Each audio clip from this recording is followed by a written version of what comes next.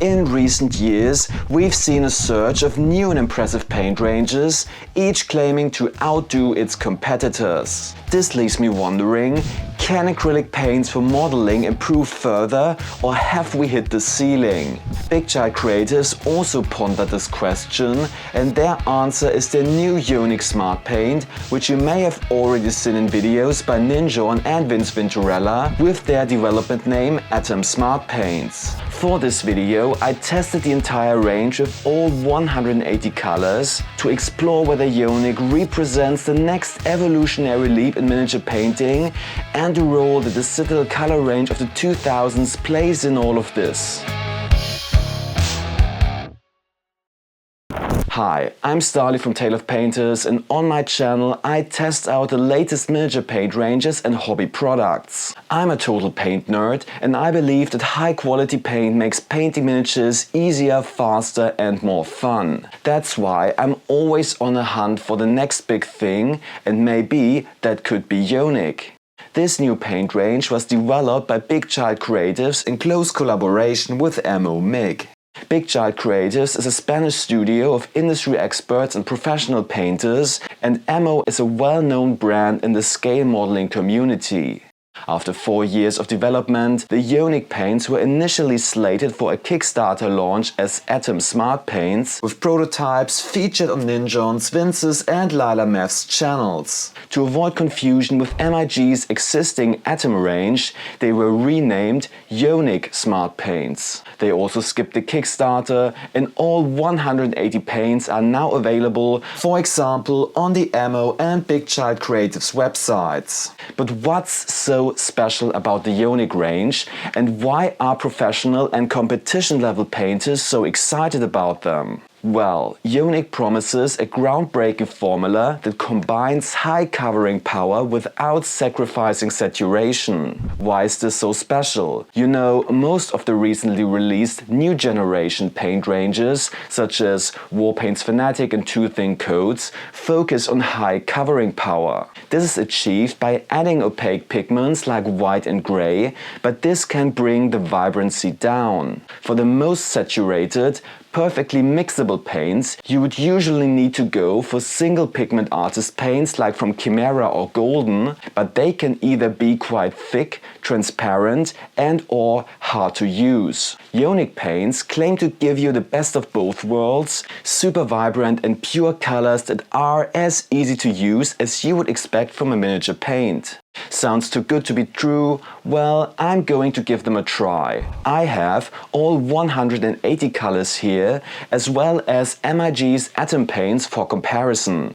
I'll start with the Ionic acrylics, but be sure to stick to the end for the metallics. They are really something. Now, Ionic paints come in these unique 20ml containers that are the same size and diameter as standard dropper bottles, so they will fit into existing paint racks. The bottles have agitators and a combination of flip top and dropper lid. This works quite well. Only problem I've had was the angle of the lid sticking up and smudging paint on my wet palette. Speaking of palettes, let's slap some of the paint on it. Ionic doesn't need much shaking, and the paint is pretty thick and rich, a little gel-like I would say, so you definitely need to thin them down. They have excellent self-leveling properties though, so if you apply a bit too much, it's not the end of the world. But once you've added a little water, they apply really well. Working and drying time is a bit longer than average, similar to Too Thin Coats I would say. For this review, I've tried all 180 colors, and the paint texture is really consistent and smooth across the range. In this regard, they're one of the most consistent paint ranges I've ever reviewed. Also, Big Child creators claim that the paint is self-lubricating, meaning it doesn't separate on a wet palette, or at least not as quickly. And yes, the paint does last quite a long time without separating. Separation on a wet palette is a problem that many new generation miniature paints have, like Vallejo Game & Model Color, which separate on wet palettes within minutes. Okay, let's give one of the vibrant colors a try. As you can see, the magenta is super vibrant and rich, in real life even more than on camera. The covering power is surprisingly decent considering the pureness of the color, and the finish is very matte when fully cured. You'll still need about 3 to 5 thin layers for the magenta, as they've gone for really pure pigmentation and haven't added any opaque pigments like white or grey. Some of the other bright paints like yellow and orange are even more transparent and might require more layers. A lot of the primary colors are indeed single pigment paints, so they keep their luminosity when you mix them. Most miniature paints are made up of a combination of several pigments, which means they usually become a bit grayish or brownish when you mix them. However, the Ionic range is not just limited to vibrant colors. There are also some more muted colors in the range that provide even coverage in two thin coats, like this skin tone here. So the range covers both ends of the spectrum. I also found that their white and whitish paints are fantastic, good covering power for white, and they go on super smooth without a chalky finish. Alright, let's do some more tests. Here I'm thinning a purple with water to create a glaze and applying it to my little Stahly demo model, which works great. Thanks to the longer drying time, wet blending also works well, though I have to admit I'm not the best wet blender in the world. I'm better at doing edge highlights, and even though painting for the camera is always a bit more difficult, I got along great with the Ionic paints. With a bit of water or thinner, the paint has the ideal flow properties for edge highlights. When undiluted, straight out of the bottle, Ionic is ideal for dry brushing thanks to its rich consistency.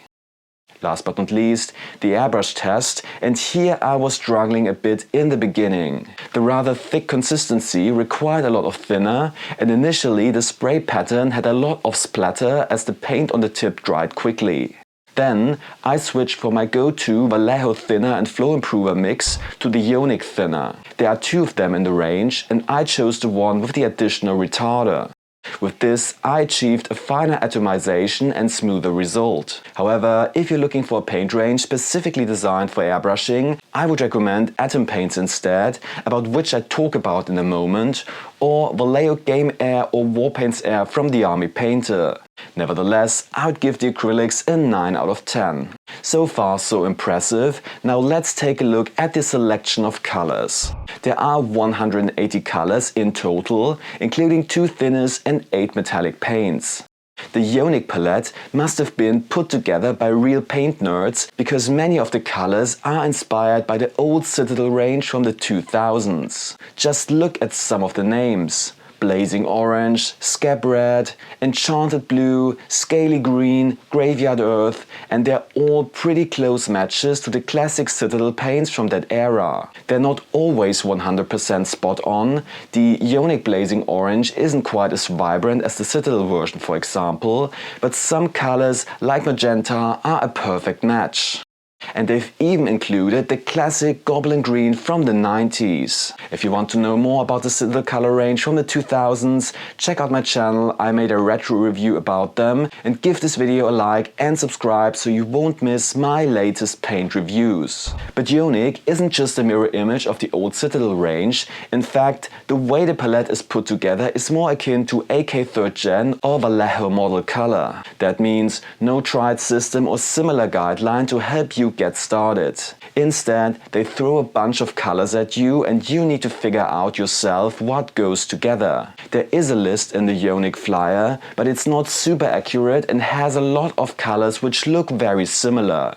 So if you don't want to go through trial and error, I recommend checking out my hand-painted swatches to avoid any blind buys. I've professionally photographed all the major paint ranges by now, both as individual swatches and in a large 7-in-1 document with over 1,100 colors. And of course, I've also digitized the entire Ionic range.